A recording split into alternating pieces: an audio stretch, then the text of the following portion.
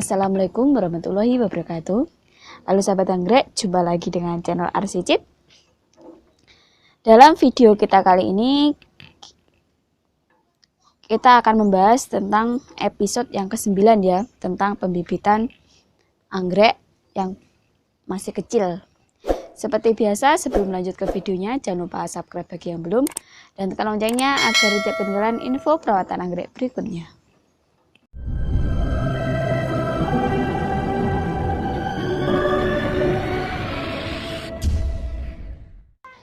Sahabat anggrek, untuk episode ke-9 ini seperti biasa ya, kita akan mereview tentang perkembangan dari penanaman bibit anggrek yang jenisnya ini termasuk jenis keritingan. Ya, inilah yang tersisa sampai episode ke-9 ini. Ya, alhamdulillah lumayan ya. Bisa dibilang lumayan, masih banyak. Karena ya, untuk yang episode kemarin, yang episode ke-8 itu kan bibit saya ini diserang oleh hama tikus. Jadi tikus itu masuk ke dalam greenhouse dan memakan sebagian dari tanaman anggrek ini. Jadi ini tersisanya masih segini, lumayan lah. Semoga untuk nanti sampai di pemindahan bibit sampai ke seeding ya, di pot seeding itu masih bisa mendapatkan yang banyak ya. Dan ini malah beranak ya, yang saya lihat dari perkembangan bibit anggrek saya ini. Ini ada yang beranak 2, ada yang beranak 1. Dan tingginya kurang lebih, untuk yang paling besar kisaran 7 cm ya. Ini biasanya kalau yang sudah bisa nekat itu sudah bisa dipindahkan di pot ukuran seeding itu.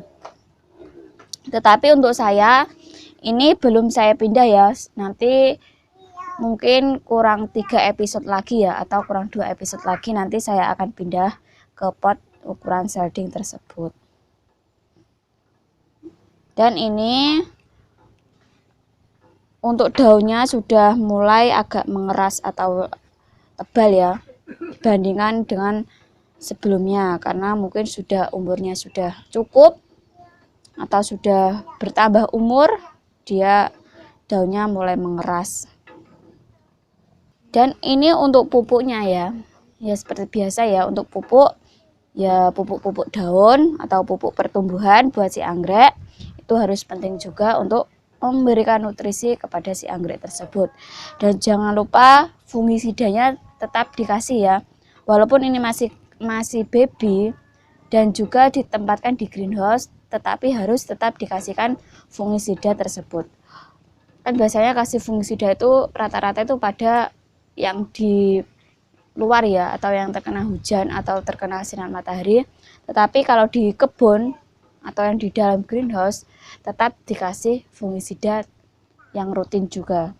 Dilakukan biasanya 1 minggu 1 kali aja sudah cukup.